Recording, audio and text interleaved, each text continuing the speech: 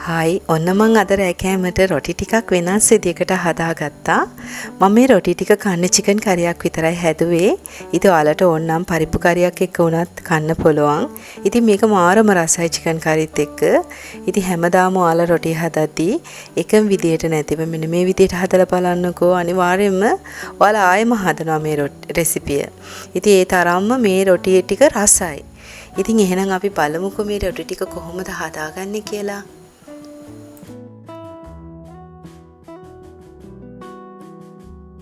අපිට මේ රොටි ටික හදාගන්න පාන් පිටි ඕන. මම පාන් පිටි ග්‍රෑම් 350ක් අරගෙන තියෙනවා. මෙතන චූටියට ගාගපු පොල් ග්‍රෑම් 50ක් තියෙනවා. දැන් මම මේ පොල් ටික දාගන්නවා අපි ගත්තු පාන් පිටි ටිකට.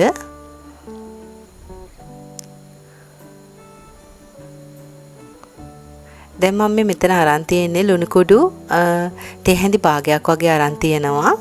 අරගෙන මම ඒකත් දාගන්නවා මේ මිශ්‍රණයටම. දාගෙන දැන් මේ ටික පොඩ්ඩක් අවලං කරගන්න ඕන ඔක්කොම මික්ස් වෙනකන්. හොඳට ඔයාලා මේක කවලං කරගන්න. අපි දාපු ලුණු එහෙම පොල් එහෙම හොඳට මේ පිටිවල හොඳට මික්ස් වෙන්න ඕන. ඔයාලා හොඳට මේ ටික කවලං කරගන්න. හරි දැන් ලුණු ටිකයි පොල් ටිකයි අපි දාපු පාන් පිටි ටිකට හොඳට කවලං වෙලා තියෙන්නේ. දැන් මේකට මං ගීස් තේ හැඳි භාගයක් වගේ එකතු කර ගන්නවා. මේ තියෙන මද රස්නේ වතුර. ඉතින් අපිට මේ විදිහට ඇඟිල්ල දාලා බලන්න ප්ලස් ගානට තමයි මම මද රස්නේ වතුර අරන් තියෙන්නේ. දැන් මම මද රස්නේ වතුර ටික ටික දාලා මේ පිටි මිශ්‍රණය අනා ගන්නවා හොඳට. එක සැරේට වතුර ටික දාන්නේ නැතුව මේ විදිහට ටික ටික දාලා අනා ගන්න.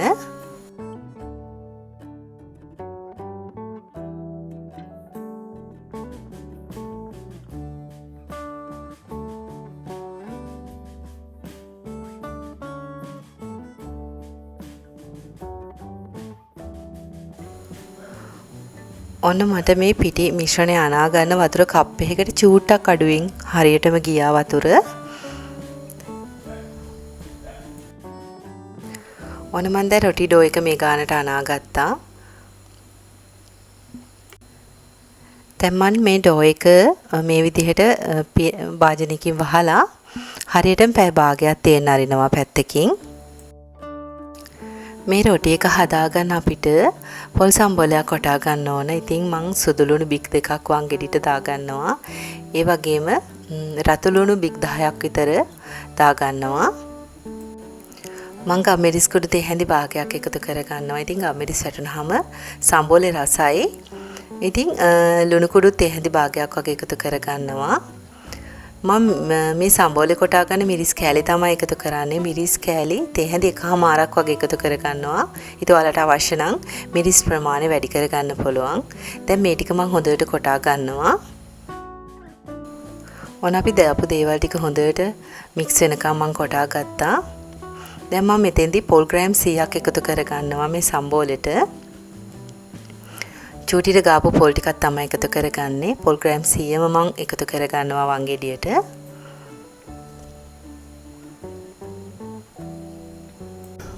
ඔන්න දැන් මම පොල් ටිකත් හොඳට කොටා ගන්නවා. දැන් අපි සම්බෝලේ කොටාගෙන ඉවරයි මම. ඔන්න වගේ තමයි පාටට තියෙන්නේ. ඉතින් ඔයාලට මිරිස් සැර ගොඩක් අවශ්‍ය කෙනෙක් නම් මිරිස් ටිකක් තව ටිකක් එකතු කරගත්තට කමක් නැහැ.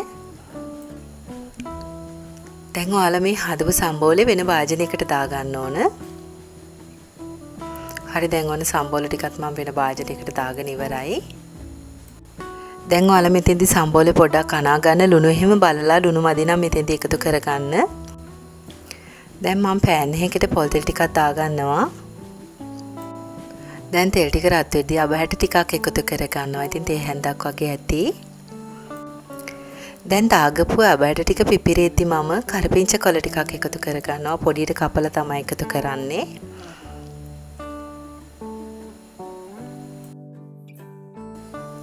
ඔන්න දැන් අපි දාපු කරපිංච ටිකත් පැදුනට පස්සේ මම අර හදාගත්තු සම්බෝලේ මේකට එකතු කරගන්නවා. ඔන්න සම්බෝලෙත් එකතු කරගත්තට පස්සේ දැන් ඕක විනාඩි 2ක් වගේ ටිකක් මලව ගන්න ඕනි සම්බෝලේ. හරි ඔන්න මගේ සම්බෝලෙත් හරි දැන් විනාඩි 2ක් වගේ හොඳට මැලිවිලා තියෙන මේ සම්බෝලේ. මම දැන් සම්බෝලේ ලිපින් අයින් කර ගන්නවා. ඔන්න පැය භාගයකට පස්සේ මං පිටි ඩෝ එක ඇරලා බලනවා.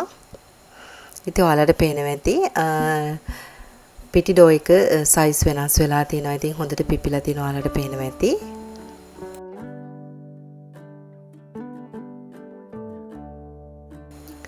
මම දැන් අතට පොල් තෙල් ටිකක් අරගෙන ඩෝ එකේ හොඳට මේ ටික මික්ස් කර ගන්නවා. ඩෝ එකේ අනා ගන්නවා පොල් තෙල් ටික දාලා ඩෝ එක චූටි වෙලාවක්.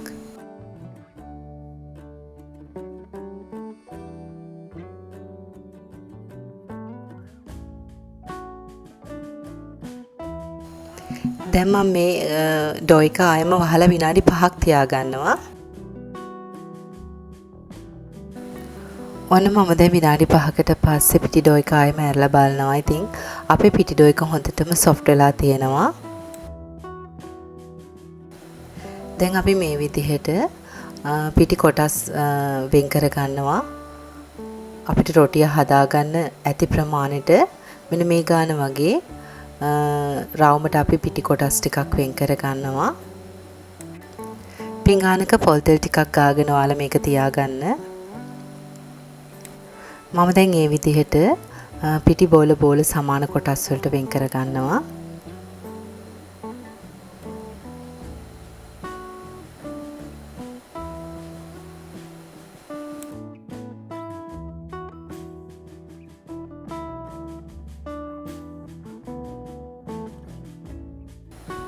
හරි මම දැන් කොටස් 7කට වෙන් කරගත්තා මේ විදිහට. මම දැන් මේ විදිහට ලෑල්ලක් උඩ පොල් තෙල් ටිකක් දාගෙන මේ රොටිය තුනී කරගන්න යන්නේ.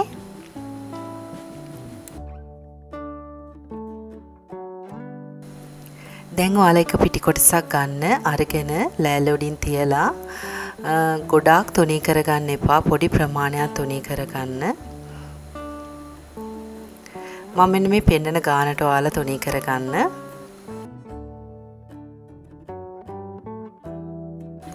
දැන් අපි අර කලින් හදාගත්ත සම්බෝලේ තියෙනවනේ එන්නේ සම්බෝලෙන් ටිකක් ඔයාලා මේ විදිහට මැදින් තියාගන්න.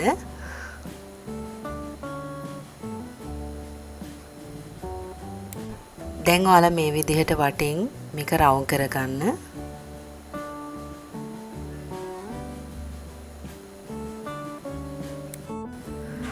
දැන් මේ විදිහට සාමාන්‍ය ප්‍රමාණයට ආපහු තුනී කරගන්න.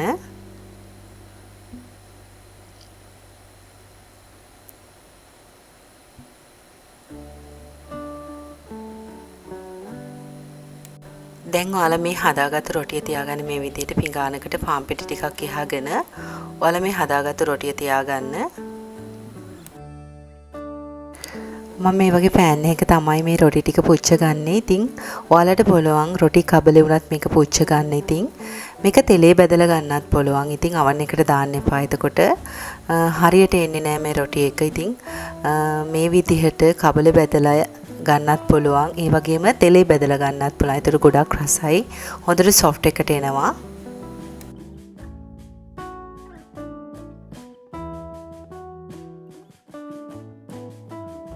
මේ බලන්නකෝ මේ රොටි එක හොඳට පිම්බිලා වගේ එන විදිහ. ඉතින් මේ රොටි එක ගොඩාක් රසයි. ඉතින් මේ විදිහට හැදුවාම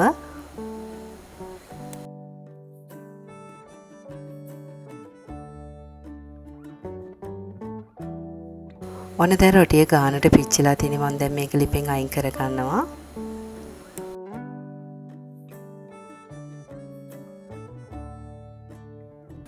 ඉතින් ඔයාලට මේ රොටිය කන්න චිකන් කරියක් විතරක් ඇති. ඉතින් ඔයාලා මං කියනවට හදලා බලන්න හරිම රසයි මේක.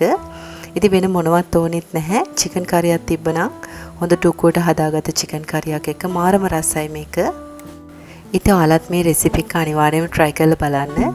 ඉතින් රස කොහොමද කියලා මටත් කියන්න අමතක කරන්න එපා. ඉතින් යන ගමන් මාව subscribe කරගෙන යන්නත් අමතක කරන්න එපා. ඉතින් ආයෙත් මේ වගේම රසවත් වීඩියෝ එකකින් හමුවෙමු. ඔයාලා හැමෝටම සුබ දවසක්.